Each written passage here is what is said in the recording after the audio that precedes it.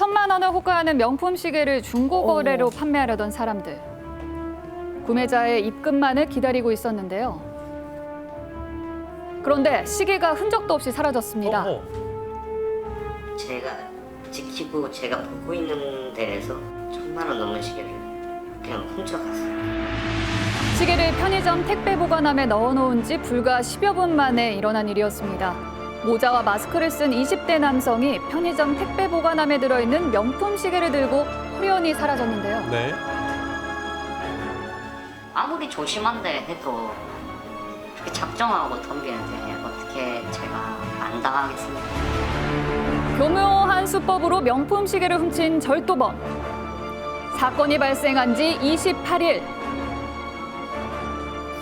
아직도 그는 잡히지 않았습니다. 안 잡혔군요. 고가의 명품 시계를 도난당했다는 제보를 받고 부산으로 향한 제작진. 혹시 잃어버리신 물건이 어떤 거예요? 시계예요. 얼마 정도? 1,300 정도 돼요. 비싸다. 피해자는 한 달 전 중고거래 앱에 명품 시계를 판매한다는 글을 올렸는데요.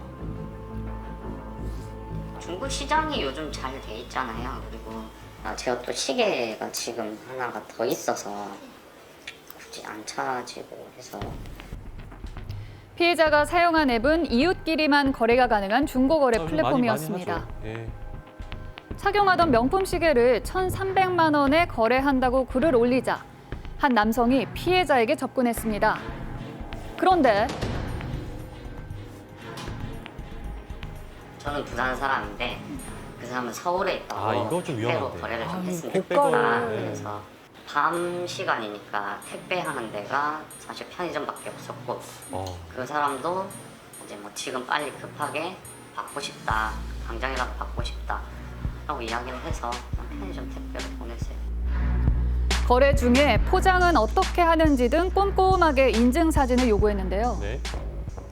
포장을 마친 그는 택배를 접수하러 사무실 근처 편의점으로 이동했습니다. 여기에 세워야 되는데 여기에 세워버리면 아파트 입구에 제가 여기에 세워버려요. 그럼 제가 볼 수 있었겠죠. 그래서 제가 새벽이고 하니까 이렇게 이쪽에 세운 거예요. 도로 살짝 위에 올려서 밤이니까. 택배를 접수한 그는 차 안에서 구매자의 입금을 기다리고 있었습니다. 만일 입금을 안 할 경우 다시 물건을 되찾으려 했던 네. 거죠. 보내고 그러네요, 제가 그렇게. 돈이 입금이 돼야 되니까. 그렇죠. 돈을 받아야 입금이 안 되면 제가 물건을 가져가 버리면 이제 어. 큰 탈이 없잖아요. 맞아. 그래서 차에서 기다리고 있었어요. 네. 입금이 될 때까지. 잘하셨네. 그런데 구매자가 입금은 하지 않고 인증 사진을 계속해서 요구해 왔다는데요. 아하. 그렇게 뭐 기다리고 있는데 다시 연락이 와서 이미 택배를 보냈는데 다시 사진을 찍어달라고. 가서 죄송한데 택배 한 번만 사진 좀 찍겠다라고 하니까 제 시야에도 없고 그 아르바이트생도 못 찾는 거예요. 15분 상간에. 명품 시계가 이야. 들어있는 상자가 감쪽같이 사라진 겁니다. 그럼 서울 사람도 아닌 거고. 이런 CCTV 영상이 제법 긴데 편의점 CCTV를 확인해 보니 구매자와 메시지를 나누던 시각 20대 남성이 편의점으로 들어와 택배 보관함에서 상자를 꺼내 들고 그대로 빠져나갑니다. 이야. 도망가는 거 봐. 생각지도 못한 진짜? 방법이라고 해야 되나? 그런데 똑같은 수법으로 당했다는 글이 올라왔습니다. 서울에 거주하는 또 다른 피해자. 마찬가지로 명품 시계가 없어졌다는데요. 1,200만 원 정도 되는 명품 시계를 다 여기서 없어졌습니다. 여기 바로 이 편의점에서 잃어버렸어요. 이번에는 편의점 택배. 부산의 피해자처럼 편의점에서 시계를 도난당했습니다. 지난 6일 역시나 같은 중고거래 앱에 명품 시계 판매 글을 올렸습니다. 근데 저는 빨리 그냥 팔고 다른 거 사야지 라는 생각에 1,100엔을 샀어요. 저는 이제 거래를 하자고 말을 했는데 본인이 이제 부산 수법이 같아요. 출장 중이라고 하면서 택배거래도 괜찮다고 자기는. 그냥 저는 그때 이제 반부동으로 인정된 것 같으니까 맞나? 뭐 그렇게 생각을 했죠. 수법은 하나도 다른 게 없었습니다. 집요하게 인증을 요구해서 포장 과정을 영상으로까지 찍어서 보내줬다는데요. 훔쳐갈 상자를 판매자가 보내준 사진으로 확인한 절도범. 판매자가 입금을 기다리며 편의점 근처에서 대기하는 동안 유유히 편의점에 들어가 시계를 포장한 택배 상자만 들고 사라진 겁니다. 야,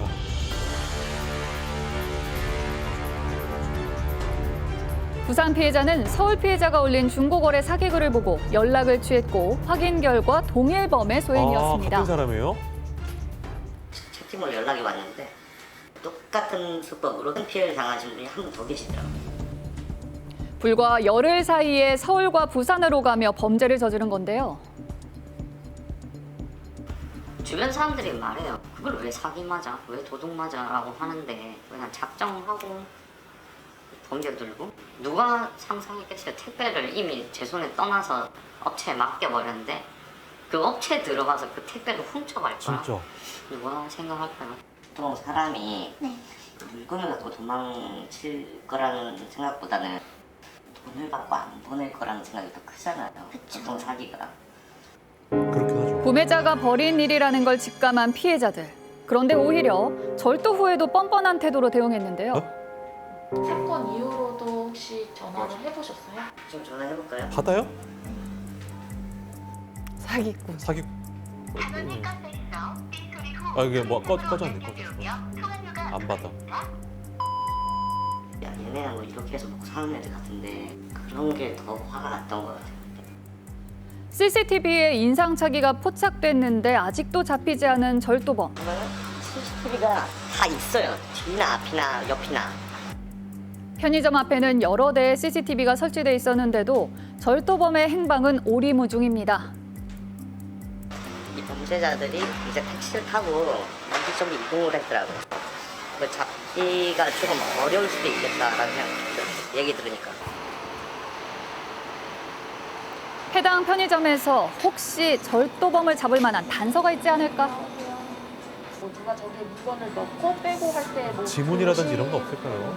저희는 당연히 보죠. 근데 여기서 아마 일을 안 해보신 분들은 모를 텐데 그냥 일이 너무 많아요. 아, 일 많아. 그때 마음 먹고 만약에 무슨 일이 일어난다면은 아마 놓치는 부분이 있을 수도 있지 않을까. 상대적으로 보는 눈이 적고 보안이 취약한 심야 시간대를 노려 절도 행각을 벌인 절도범. 점원의 시선을 돌리는 행동까지 서슴지 않았습니다. 절도범은 각 지역에서 인증을 하고 다른 지역에 있다고 거짓말을 한 후 실제로는 해당 지역에 있었는데요. 아 택배 거래가 위험하다.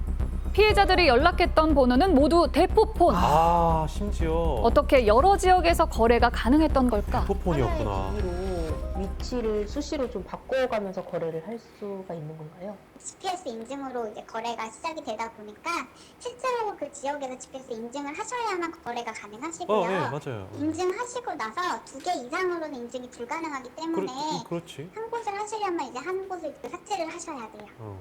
제가 봤을 땐 이 사람들 무조건 잡아야 되는 게 어디서 똑같은 짓 또 하고 있을까? 다른 지역에서. 너무 못됐잖아요, 수법이. 너무 영악하고 빨리 잡혔으면 좋겠어요. 명품 시계를 들고 사라진 절도범을 찾고 있습니다. 나이는 20대 중후반으로 추정되며 175에서 180cm 정도의 키에 조금 마른 체격으로 표준어를 구사하며 편의점 택배함을 이용한 절도를 하고 있습니다. 네, 다시 한번 사건을 정리해 보겠습니다.